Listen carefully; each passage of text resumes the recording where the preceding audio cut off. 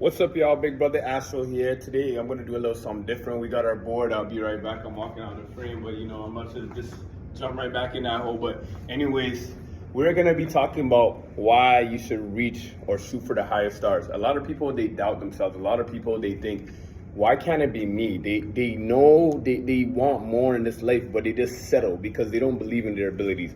Let me tell you this. Everything you do in life is hard.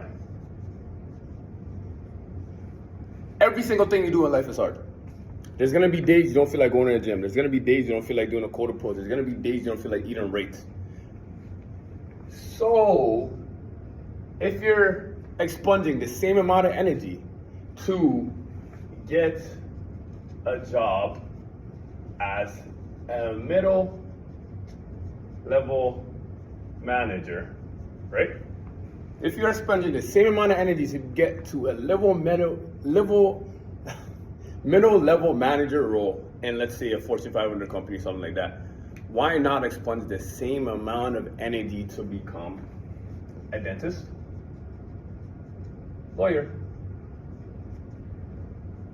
Make your own path. Entrepreneurship. Why not? Every single thing you do is hard. And it's not hard because, let's say, a dentist, lawyer, even working at McDonald's is the same level. No. It's hard because you are making trade-offs. If you've taken any business course, there is opportunity cost, right? So there's also the sunken fallacy, but one opportunity cost. Let's say right now I'm making this video. I could be studying for this test that is super important that I'm gonna do after this. I could be going outside and cold approaching and getting drunk, right? There's an opportunity cost. When I was in high school, I was that dude always partying this, that, and the third, and that got me far. That didn't get me far, but I scraped by and was able to go to university. I'm not saying you have to go to university. You could be a construction worker. You could be whatever you want to be in life. There's multiple ways to make money. The money stream is endless. But what I'm saying is you don't just glide on that same narrative. As soon as you reach uni and you want to do something big, you want to do something good for yourself, if that's the path you're going to take, you have to have a different mindset, right? Some people can scrape by just getting help from some people in ChatGPT, but when it comes to practical, what are you going to do? I mean, if you're going to be a teacher or an English teacher, sure, like you're probably going to be able to scrape by, but if you're like me, you want to get into IT, you want to be in cybersecurity, you want to be an engineer, when it comes time for the practicals, baby, it's going to be different. But why did I say everything's the same level of hard? So let's say you want to be a middle level business manager, right? Or let's say like that English teacher example. English teacher versus I'm going to put doctor or engineer. You see, now this is harder, right? I don't know if you guys can see my board too well from over there. Yeah, you probably can't even, whatever. It looks like scribbles to you. English teacher route, probably not as hard, right? It's a bit of reading and stuff like that, you know what I mean? But probably not as hard. What makes this different is the level of competition. So you could put in more work earlier, take the harder route earlier, so you have to deal with less competition. Because a lot of people go for the route of least resistance because they think, I could do this pays well, this pays okay. But then they don't have a backup plan for where they graduate. What are they gonna do? They don't think about that, right? They're not in school, they're not taking the extra curriculum steps, they're not doing extra projects so they have something to show these employers. Why do you think there's this dichotomy of people saying, oh, I gotta go to school, but then when I go outside the field, they want me to have all this education? Same exact reason, right? Same exact reason. These guys, they take the path of least resistance and they give up when they reach one roadblock and then they said, maybe this isn't for me. They jump ship. That's what I used to do too. But you gotta realize, every time you jump ship, you have to find a new ship. Every single time. That's a terrible ass ship, bro. You know what that means, right? It means you're not gonna get to your destination, or you could, but you're gonna put way more effort, waste way more time to get to the same level that somebody who has started earlier has gotten. So, what is the answer? Work hard earlier. And it's easier said than done. Because I know this for a fact. If someone who looked exactly like me, traveled from the future and said, hey, you have to do this, that, and the third, I would not have listened. I wouldn't have, because I know I wasn't on the right mindset at the time. So, how do you combat this? This is probably the reason that you're watching this. One, you have to get your focus right. Focus is number one, right? I know right now it's hard to ignore all the parties and the beautiful women and chasing, but trust me, you're gonna be, if you're young right now, you're gonna be 30, 40, 50, 60, still in that path, or you might be like, you know what, I don't wanna keep chasing baddies, let me lock in. But it's harder because now you see people who are on the same level as you. They're becoming lawyers, doctors, this, that, and the third. They were on the same level as you, and you're gonna think, where could I have been if I locked in faster, right? So how do you get focused? Well, a lot of y'all are on TikTok. What TikTok is for? Fast dopamine, bah, bah, bah, bah, bah, bah, bah, bah. Right? An easy fix for me is I put my phone on gray scale. You can find this. You go to Apple, you go to accessories, you go to bold text and features, then you go to the bottom, and then you click color filters, and you click that off. It's gonna turn to grayscale. If I didn't explain it properly, I'm just going from the top of my head. Go on Google, you'll find it. Right? Grayscale takes away that dopamine firing in your brain to make you get excited when you see a new post, right? On social media, the first post you see is probably the most captivating, most flashy, most like interesting thing, right? Because the algorithm feeds you stuff till you stay there. You're a zombie. You ever seen those posts? I really got to get an editor so I could just have people type stuff. But you ever seen those posts where people show you the amount of boxes you have in your life? And there'll be like hundreds of boxes, hundreds. And let's say one is for let's say a third of your life is for waiting in lines, right? Then you're gonna have another bit for, I don't know, buying food. Then you're gonna have a third skill for sleeping. Then you're gonna have another skill for drinking coffee, right?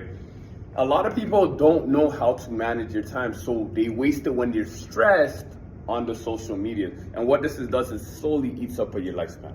Slowly but surely eats up at your lifespan, right? So another thing you can do, besides for grayscale, you can set timers like Pomodoro method. But the thing is, a lot of y'all are so numbed because you're so used to this fast dopamine that you can't just set a timer, you just kind of ignore it. So what you gotta do when it comes to studying, and I learned this from a doctor, is oh, that's so sugary. Throw away your phone, cellular device, right? You don't gotta be like Ed Sheeran who only has email, but when you're studying, if I'm studying right here, I do not want my phone here. It has to be in the next room. I do not care. Because that effort, as human, we follow the path of least resistance. If you read the book Atomic Habits, if you want to make a new habit, it takes, I think, 2 months to form new habits or 24 days, something like that. But what you got to do is you got to make it easy for the habit to be formed, right? You got to make it very easy for the habit to be formed. I don't want to be somebody who is, let's say, trying to study hard but have my phone right here. No, I want to make it hard that, okay, every time I have to go to the next room, I'm going to get bored and I'm just say eventually just, okay, let me lock in, right? So, grayscale, throw away the phone. Another thing you can do is time block. Not one of my favorites personally, but like a lot of people do it, a lot of high achievers do it. So they set specific times for stuff. But if you're on this channel, you're probably having an attention span of a motherfucking raccoon. So I'm trying to help y'all get rid of that raccoon time span. Another thing, quiet area. For me, I have a family. If you're a black household or Indian household, whatever, we like to yell and scream this, that, and the third. Get a quiet setting that you can focus. It's easier to lock in when you can focus. For me, I like to use the AirPods, the noise cancellation ones, because even if I have my sisters and family yelling and stuff, I can calm down and zone. Another thing that really helps is white noise. White noise is one of my favorites to study, right? White noise is one of my favorites. So, but a very vital, important thing people don't like to mention and this is more, I guess, first world or second or third world problems, is temperature.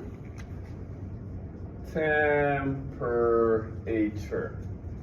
Right, my background's from Ghana. Africa's hot as hell. I can guarantee you if I was in Africa right now trying to study in that heat, I would not get by. I used to sleep with my shirt off down near my boxers, fan on my chest, right? So, temperature. When I go to libraries in Canada, it's really cold because majority of people, they're awake more when it's cold. One time I remember I was going to this Christian camp called Eka Lake, and one of the guys who used to always drive me, Terry, his mother has passed away, I think, maybe 2-3 days before that. But I'm like, yo, you still want to go? He's like, yeah, he still went down. I wasn't sure, right?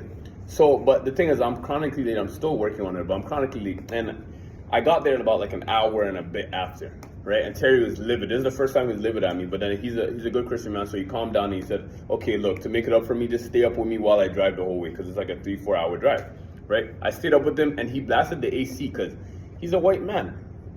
Cold helps people usually stay awake. I'm African. For me, I don't know about my other Africans, but for me, it puts me straight to bed. It puts me straight to sleep, right? So, what is your temperature? You have to find out for yourself, right? For me, when I go to libraries in Canada, I fall asleep. And usually, it's fine because I take a little quick nap and then I get back to it. I'm actually more focused when I wake up, right? So that's good. You probably heard this before. I know you're a night owl if you're like me, but try to study earlier. If you eat the frog earlier in your day, you don't have to push it back towards. And the reason I say this, even if you get more focused work done later in the night, sometimes you push it back and then something happens that you can't do the work. So as long as you at least slowly start piecemealing it together, you get it too. Start early. I just start. And I say this because, let's say you have an assignment, right? At least start reading it to see what you have to do, because there have been times where I've had an assignment and I haven't read it. I've gone I've done it, procrastinated last minute, and then now I started reading it and it's like, oh, I needed to do something else. That's gonna take way more time, right? So just make sure you kind of have that locked in, right? I know I'm throwing a lot of facts at you guys. I'm trying to just get you the most. And final thing I'm gonna leave at that is sleep. And I don't just mean sleep like 8 hours a day. Obviously that helps, but the sleep when you're taking a lot of information, our brain, it's always firing, neurons always firing, right? You want to be able to focus. And when I'm in the study library, whatever, I usually take a 5 to 10 minute nap while I'm studying. Because when I wake up, I'm still refreshed. It actually helps your brain lock in what you just learned when you take a quick nap. No, it's not even, I'm lying to you guys. It's not necessarily a nap. For me, I do a nap, but just, let's say I put in a bunch of information, just literally let it soak. Like, you don't have to do anything for like a minute or two, right? Some people close their eyes and it's like you want to get to that meditation state where you're not sleeping, but your eyes are closing, you're just in serene peace. In serene peace, that's what you want.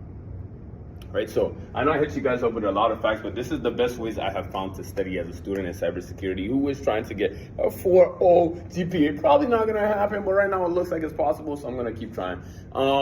Yeah, let me know in the comments if you have any questions whatsoever. I know this kind of deviated from my main content, but I don't want to always talk about women. I don't want to always talk about motivation. Well, this is motivational, but you know, I want to be able to help you guys and give you guys value. Yeah, love y'all. And big brother. So before I get out, let me know in the comments if there's anything else, other content you want to see me do. I hope my writing wasn't too messy. Yeah. Let me know what study habits you have found that helped you. Brain Foods is amazing. Yeah, and I hope my mic wasn't terrible because my phone is busted up, but we all. Anyways, yeah, let me know. Love y'all. Peace.